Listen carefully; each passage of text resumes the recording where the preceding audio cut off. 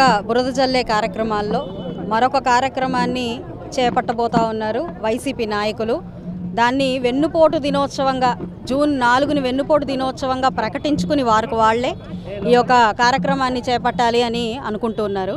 ఒకసారి మనం 5 సంవత్సరాలని తీసుకుంటే ప్రజలందరికీ ఏం చెప్పి పరిపాలనలోకి వచ్చారు, ఏ హామీలు ఇచ్చి వాళ్ళు వచ్చారు, ఏ హామీల్ని వాళ్ళు వైఫల్యం చెందారు, ఆఖరికి ఈరోజు మనం ఈ ప్రజా పంపిణీ వ్యవస్థలోకి బియ్యాన్ని ఉచితంగా ప్రజల వద్దకే వచ్చి మేము ఇస్తాము అన్న ఒక చిన్న అంశాన్ని కూడా అందులో కూడా ఎన్నో అవినీతి చేసి అక్రమాలు చేసి వాళ్ళకి ఇంటి వద్దకు కాదు కదా ఎప్పుడు వస్తుందో ఎప్పుడు పోతుందో తెలియని పరిస్థితికి తీసుకొచ్చారు.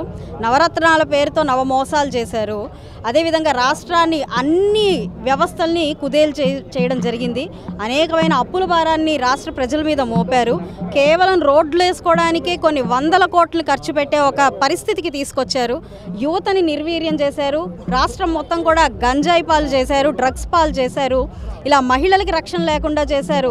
అన్ని విధానాల్లో కూడా ఏ ఒక్కరికి ఏ ఒక్క అంశాన్ని తీసుకున్నా కూడా ప్రజలు కనీసం ఒక 40 సంవత్సరాలు వెనక్కి వెళ్ళిపోయిన పరిస్థితికి రాష్ట్ర ప్రజల్ని తీసుకొచ్చి వారికి తీవ్రమైన అన్యాయాన్ని అసలైన వెన్నుపోటుని ఇచ్చిన ప్రభుత్వం వైసీపీ ప్రభుత్వం. అయితే ఈరోజు అన్ని భారాల్ని మోస్తూ ఒక పక్కన ఇచ్చిన హామీల్ని 1 by 1 నెరవేర్చుకుంటూ అదేవిధంగా ఈ మరమ్మతుల పనులకే కొన్ని వందల కోట్లను వెచ్చిస్తూ P4 విధానం కానివ్వండి, AI టెక్నాలజీ కానివ్వండి, విద్యా విధానంలో కానివ్వండి, ఇలా ప్రజా పంపిణీ వ్యవస్థలో కానివ్వండి, లేదంటే పరిశ్రమలు తీసుకురావాల్సిన పరిస్థితులు కానివ్వండి, అనేక సంస్కరణల విధానంలో కానివ్వండి, ఇలా అనేక అంశాల్లో ఇటు యువతని ముందుకు తీసుకెళ్లే పరిస్థితుల్లో, స్వయం సాధికారతను ఏర్పాటు చేసే విధి విధానంలో, మహిళల రక్షణ విధి విధానంలో ఇలా ప్రతి అంశం మీద శ్రద్ధ పెట్టి ఈరోజు 24/7 అనే విధంగా ప్రతి ఒక్క నాయకుడు, మా అధినాయకులు చంద్రబాబు నాయుడు గారు, కూటమి నాయకులు అందరం కూడా శ్రమిస్తుంటే దీన్ని పట్టుకొని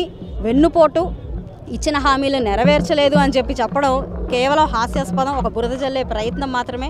బురద జల్లడం తప్ప, లేదంటే వేలెత్తి చూపించడం తప్ప ఏమీ చేతగాని గత ప్రభుత్వ నాయకులు వాస్తవానికి 1 yearలో జరిగిన అభివృద్ధికి కానివ్వండి, పరిపాలనకు కానివ్వండి నోటి మీద వేలేసుకొని చిత్తం పలాయనించాల్సిన పరిస్థితి ఏర్పడిన క్రమంలో ఇలా ఏదో ఒక ఎజెండాతో ఏదో ఒక పిచ్చి ప్రోగ్రాములతో ముందుకు వచ్చి మళ్ళీ ప్రజల్ని మభ్యపెట్టచ్చు, నిజంగానే ఏం జరగట్లేదు అనే ఒక మభ్యపాటికి గురి చేయొచ్చు అని అనుకుంటున్నారు.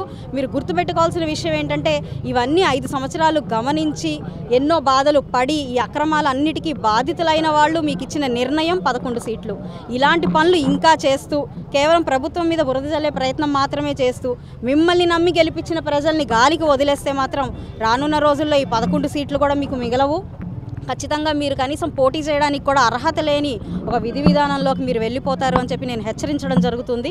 వెన్నుపోటు దినోత్సవం కాదు, వెన్నుపోటు పరిపాలన మీరు ప్రజలకు అందించిన దానికి కారణంగానే ఈరోజు మీరు 11 సీట్లకే మిగిలిపోయారు అని ఒకసారి గుర్తుంచుకొని ఇలాంటి కార్యక్రమాలకి మాటలకి స్వస్తి చెప్పాల్సిందిగా కోరుకుంటున్నాను.